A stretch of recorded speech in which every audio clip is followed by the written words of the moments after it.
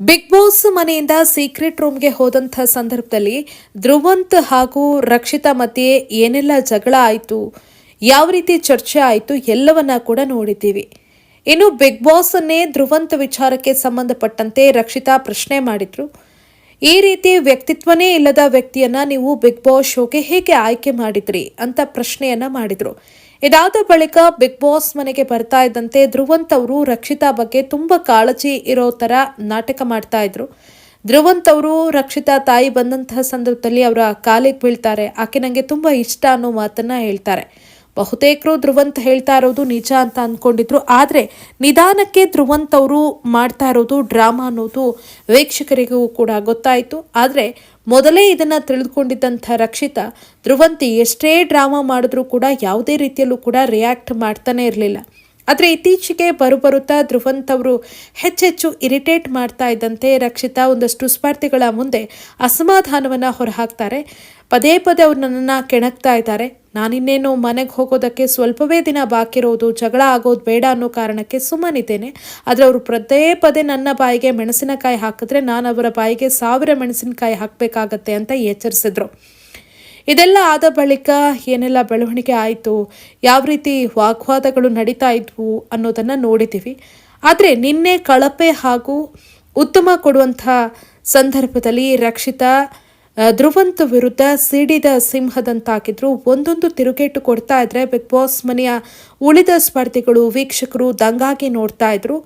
ನಿಮಗೆ ವ್ಯಕ್ತಿತ್ವನೇ ಇಲ್ಲ, ನೀವು ಫೇಕ್ ಅಂತ ಕಡಾಖಂಡಿತವಾಗಿ ಹೇಳ್ತಾರೆ.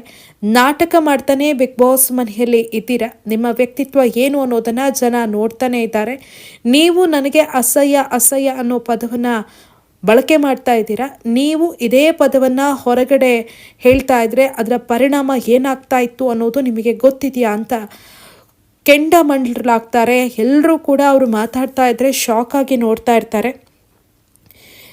ಈ ಸಂದರ್ಭದಲ್ಲಿ ಧ್ರುವಂತ್ ಒಂದು ಕ್ಲಾರಿಟಿಯನ್ನು ಕೊಡುವಂಥ ಪ್ರಯತ್ನ ಮಾಡ್ತಾರೆ. ಅಸಹ್ಯ ಅನ್ನೋದು ತುಂಬ ಕೆಟ್ಟ ಪದ ಅಲ್ಲ, ಒಬ್ಬರಿಗೆ ಅಸಹ್ಯ ಅಂತ ಹೇಳಿದ್ರೆ ಅದು ಕೆಟ್ಟ ಪದ ಅಲ್ಲ ಅಂತ ಕ್ಲಾರಿಟಿಯನ್ನು ಕೊಡ್ತಾರೆ. ನಿನಗೆ ಲ್ಯಾಂಗ್ವೇಜ್ ಸಮಸ್ಯೆ ಇದೆ, ಹಾಗಾಗಿ ನಿನಗೆ ಆ ಪದದ ಅರ್ಥ ಗೊತ್ತಿಲ್ಲ. ನಾನೇನಾದರೂ ಹೇಳೋದಾದರೆ ಆ ವ್ಯಕ್ತಿ ಏನಾದರೂ ಸರಿ ಮಾಡಿಲ್ಲ ಅಂದರೆ ಅವರು ನಡ್ಕೊಂಡಿದ್ದು ಸರಿ ಇಲ್ಲ, ಗಲೀಜು ಅನ್ನೋ ರೀತಿಯಲ್ಲಿ ನಾನು ಆ ಪದವನ್ನು ಬಳಸ್ತೀನಿ. ಆದರೆ ನೀನು ಆ ಪದವನ್ನು ಬೇರೆ ರೀತಿ ಅರ್ಥ ಮಾಡ್ಕೊಂಡಿದ್ದೀಯ ಅಂತ ಹೇಳ್ತಾರೆ. ಆವಾಗ ಅಲ್ಲೇ ಇದ್ದಂಥ ರಘು ರಕ್ಷಿತಾ ಪರವಾಗಿ ಸ್ಟ್ಯಾಂಡ್ ತೆಗೆದುಕೊಳ್ತಾರೆ. ಅದು ಹೆಂಗಾಗತ್ತೆ, ಅಸಹ್ಯ ಅನ್ನೋದು ಸರಿಯಾದಂಥ ಪದ ಅಲ್ಲ, ಆ ರೀತಿಯಾದಂಥ ಪದವನ್ನು ಬಳಕೆ ಮಾಡೋದು ತಪ್ಪು, ಒಬ್ಬ ವ್ಯಕ್ತಿ ಗಲೀಜು ಅಂತ ಹೇಳೋದು ನಿಜಕ್ಕೂ ಅದು ಕೆಟ್ಟದ್ದು ಅಂತ ರಘು ರಕ್ಷಿತಾ ಪರವಾಗಿ ಸ್ಟ್ಯಾಂಡ್ ತೆಗೆದುಕೊಳ್ತಾರೆ. ಅಲ್ಲೂ ಕೂಡ ತೋರಿಸ್ತಾರೆ ರಕ್ಷಿತಾ ಅಣ್ಣನ ಸ್ಥಾನದಲ್ಲಿ ನಾನಿದ್ದೀನಿ, ಆಕೆಗೆ ಏನಾದರೂ ನೋವಾದರೆ ನಾನು ಸಹಿಸೋದಿಲ್ಲ ಅನ್ನೋ ರೀತಿಯಲ್ಲಿ ರಕ್ಷಿತಾ ಪರವಾಗಿ ರಘು ಸ್ಟ್ಯಾಂಡನ್ನು ತೆಗೆದುಕೊಳ್ತಾರೆ. ಇನ್ನು ರಕ್ಷಿತಾ ಅವರಿಗೆ ಶಟಪ್ ಅಂತ ಹೇಳ್ತಾರೆ ಧ್ರುವಂತ್. ಈ ಸಂದರ್ಭದಲ್ಲೂ ಕೂಡ ನಿಮಗೆ ಅದನ್ನು ಹೇಳೋ ರೈಟ್ಸ್ ಇಲ್ಲ, ಎದ್ದು ಬರಬೇಡಿ, ಕೂತ್ಕೊಂಡು ಮಾತನಾಡಿ ಅಂತ ರಘು ಕೋಪಗೊಳ್ತಾರೆ. ರಕ್ಷಿತಾ ಪರವಾಗಿ ನಿನ್ನೆ ರಘು ಸ್ಟ್ಯಾಂಡ್ ತೆಗೆದುಕೊಂಡಿದ್ದು ನೋಡಿದ್ರೆ ನಿಜಕ್ಕೂ ಖುಷಿ ಆಯಿತು.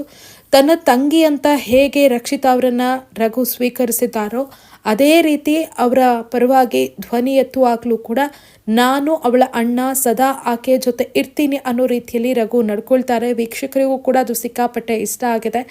ರಘು ಹಾಗೂ ರಕ್ಷಿತಾ ಬಾಂಧವ್ಯ ಈಗಾಗಲೇ ವೀಕ್ಷಕರಿಗೆ ತುಂಬ ಇಷ್ಟ ಆಗಿದೆ. ಅದರಲ್ಲೂ ಕೂಡ ನಿನ್ನೆ ರಘು ರಕ್ಷಿತಾ ಪರವಾಗಿ ಮಾತನಾಡಿದ್ದು ಎಲ್ರಿಗೂ ಕೂಡ ಖುಷಿಯನ್ನು ಕೊಟ್ಟಿದೆ. ಇನ್ನು ಧ್ರುವಂತ್ ಅವರು ಕೂಡ ಸಾಲು ಸಾಲು ಆರೋಪವನ್ನು ರಕ್ಷಿತಾ ಮೇಲೆ ಹೊರಿಸಿದ್ರು ಕೂಡ ರಕ್ಷಿತಾ ಯಾವುದಕ್ಕೂ ಕೂಡ ಕೇರ್ ಮಾಡೋದಿಲ್ಲ. ಇದುವರೆಗೂ ರಕ್ಷಿತಾ ಅಷ್ಟೊಂದು ಆಕ್ರೋಶಭರಿತರಾಗಿ ಅಶ್ವಿನಿ ಇನ್ಸಿಡೆಂಟ್ ಬಿಟ್ಟರೆ ಮತ್ತೆಲ್ಲೂ ಕೂಡ ಮಾತನಾಡಿಲ್ಲ. ಇಲ್ಲೂ ಕೂಡ ತನ್ನ ಪರವಾಗಿ ತಾನೇ ಸ್ಟ್ಯಾಂಡ್ ತೆಗೆದುಕೊಂಡು ಧ್ರುವಂತ್ ಅವರು ಏನೆಲ್ಲ ಆರೋಪ ಮಾಡಿದ್ರು, ಯಾವ ರೀತಿ ಅವಮಾನ ಮಾಡಿದ್ರು, ಇದೆಲ್ಲದಕ್ಕೂ ಕೂಡ ಸ್ವಲ್ಪವೂ ಹೆದರದೆ ತಿರುಗೇಟನ್ನು ಕೊಡ್ತಾರೆ. ಅವರು ಮಾತಾಡ್ತಾ ಇದ್ದರೆ ಎಷ್ಟು ಧೈರ್ಯ ಅನ್ನೋದು ವೀಕ್ಷಕರಿಗೆ ಅನ್ನಿಸ್ತಾ ಇತ್ತು. ಅಷ್ಟು ಧೈರ್ಯಯುತವಾಗಿ ಅವರು ಮಾತನಾಡ್ತಾರೆ. ಯಾವುದೇ ರೀತಿಯಲ್ಲೂ ಕೂಡ ಧ್ರುವಂತ್ ಅವರ ಮಾತಿಗೆ ಅವಕಾಶವನ್ನೇ ಕೊಡದೆ ಎಲ್ಲವನ್ನ ಕೂಡ ಏನು ಹೇಳಬೇಕು ಅದೆಲ್ಲವನ್ನ ಕೂಡ ಹೇಳ್ತಾರೆ. ನಾನು ಇನ್ಯಾವತ್ತೂ ಕೂಡ ನಿಮ್ಮನ್ನು ಮಾತಾಡಿಸೋದೇ ಇಲ್ಲ ಅನ್ನೋ ರೀತಿಯಲ್ಲಿ ಅವರಿಗೆ ಉತ್ತರವನ್ನು ಕೊಡ್ತಾರೆ. ಕೊನೆಗೆ ಧ್ರುವಂತ್ ಅವರಿಗೆ ಅನೇಕರು ಕಳಪೆ ಕೊಟ್ಟ ಕಾರಣ ಕೊನೆಗೆ ಧ್ರುವಂತ್ ಅವರು ಕಳಪೆ ಪಡ್ಕೊಂಡು ಜೈಲು ಸೇರ್ತಾರೆ. ಈ ವಾರದ ಕ್ಯಾಪ್ಟನ್ ಆಗಬೇಕು ಅಂತ ರಕ್ಷಿತಾ ತಾಯಿಯನ್ನು ಬಯಸಿದ್ರು, ಅದು ಆಗೋದಿಲ್ಲ. ಬಿಗ್ ಬಾಸ್ ಮನೆಯ ಕೊನೆಯ ಅವಕಾಶ ಏನಿತ್ತು ಕ್ಯಾಪ್ಟನ್ ಆಗೋದಕ್ಕೆ, ಅದು ರಕ್ಷಿತಾ ಅವರಿಗೆ ಸಾಧ್ಯ ಆಗೋದಿಲ್ಲ. ಆದರೆ ಉತ್ತಮ ಪಡ್ಕೊಂಡು ತಾಯಿಗೆ ಖುಷಿಯಾಗುವ ರೀತಿ ಮಾಡ್ತಾರೆ. ನಿಜಕ್ಕೂ ಇನ್ಸಿಡೆಂಟ್ ಹೆಂಗಿದೆ ಅಂದರೆ, ರಕ್ಷಿತಾ ಮೇಲೆ ಆರೋಪ ಮಾಡಿದಂಥ ಒಂದಷ್ಟು ಸುಳ್ಳು ಎಲಿಗೇಷನ್ಸನ್ನು ಮಾಡಿದಂಥ ಧ್ರುವಂತ್ ಆತ ಜೈಲಿಗೆ ಹೋಗ್ತಾ ಇದ್ದರೆ, ಪ್ರತಿ ಬಾರಿಯೂ ಪ್ರಾಮಾಣಿಕವಾಗಿ ಆಡಿ ನೇರ ಆಟದ ಮೂಲಕವೇ ವೀಕ್ಷಕರಿಗೆ ಹತ್ತಿರ ಆದಂಥ ರಕ್ಷಿತಾ ಉತ್ತಮವನ್ನು ಪಡ್ಕೊಳ್ತಾರೆ. ಇನ್ಸಿಡೆಂಟ್ಸ್ ಅನಿಸುತ್ತೆ. ಅತ್ತ ಅವರು ಜೈಲು ಸೇರಿದ್ರೆ ಇತ್ತ ಇವರಿಗೆ ಉತ್ತಮ ಸಿಗತ್ತೆ.